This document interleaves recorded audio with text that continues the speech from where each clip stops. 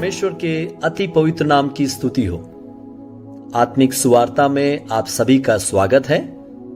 आशा करता हूं आप सभी लोग अपने अपने स्थानों में स्वस्थ और सुरक्षित हैं। प्रभु की दया और उसका अनुग्रह आप पर बना रहे, यही हमारी आप सबके लिए प्रार्थना है।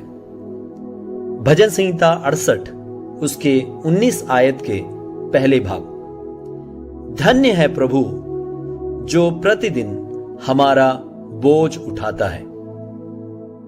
यहां पर इज़राइलियों का एक विजय गान है।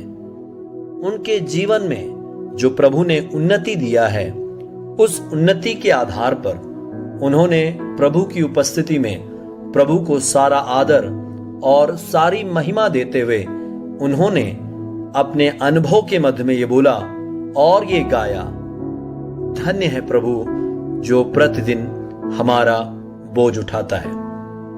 वे इस बात को अच्छी तरह जानते थे कि आज जो भी हम अपने जीवन में हैं, वो हम अपने आप से नहीं है, बल्कि प्रभु के अनुग्रह से है, प्रभु के दया से चल रहे हैं। और इसी कारण उन्होंने अपने जीवन में प्रभु को स्थान देते हुए, प्रभु की महिमा देते हुए इस बात का बखान किया है।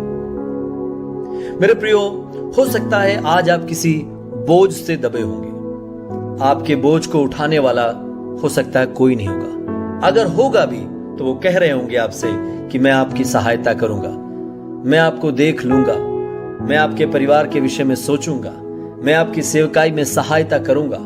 हो सकता है इस प्रकार के बहुत सारे वायदे लोग चारों तरफ से आपके जीवन के विषय में बोल रहे होंगे।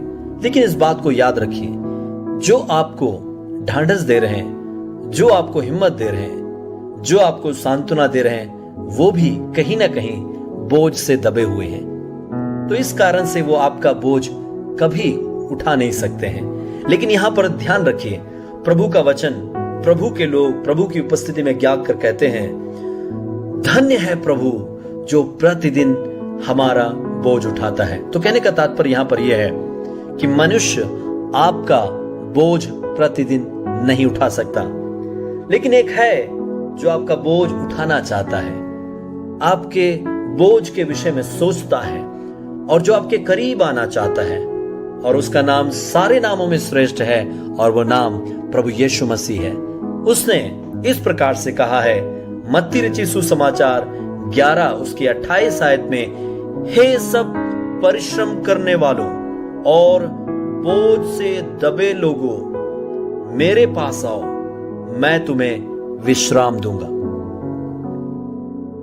मेरे प्रिय, इस प्रकार से संसार में किसी ने हमसे एक अनंत वायदा नहीं किया है कि देखो मैं जगत के अंत तक तुम्हारे साथ रहूंगा। लोग कहेंगे जब तक मैं पदवी पर हूं तुम्हें चिंता करने की आवश्यकता नहीं है, जब तक मेरे पास पैसा है तब तक तुम्हें डरने की आवश्यकता नहीं है, तब जब तक मैं तुम्हारे पास खड़ा हूं तुम्हें भयभीत नहीं होना है। इस प्रकार के वायदे लोग बोल सकते हैं, लेकिन प्रभु यीशु मसीह ने कहा है, देखो मैं जगत के अंत तक तुम्हारे साथ हूं। कहने का मतलब है, आप जगत के किसी भी कोने में क्यों ना चले जाएं, आपके जीवन के अंतिम श्वास तक प्रभु यीशु मसीह आपके साथ है।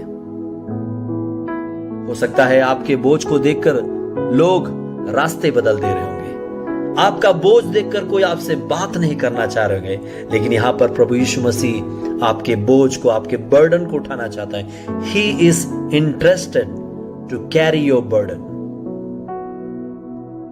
क्यों ना हम आज के प्रभात में अपने बोझों को प्रभु यीशु के हाथों में समर्पित कर दें, अपने दुख, अपने दर्द प्रभु के हाथों में हम दे दें और हम कहने पाए, प्रभु मैं ये बोझ नहीं उठा सकता हूं, मुझे आपकी जरूरत है।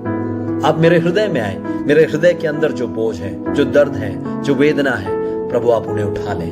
हो सकता है आप किसी पाप के विषय में, कोई पाप का बोझ आपके ऊपर आपको दबा रहा है, आपको सता रहा है, और पाप का बोझ केवल एक ही व्यक्ति हल्का कर सकता है, वो प्रभु यीशु मसीह है।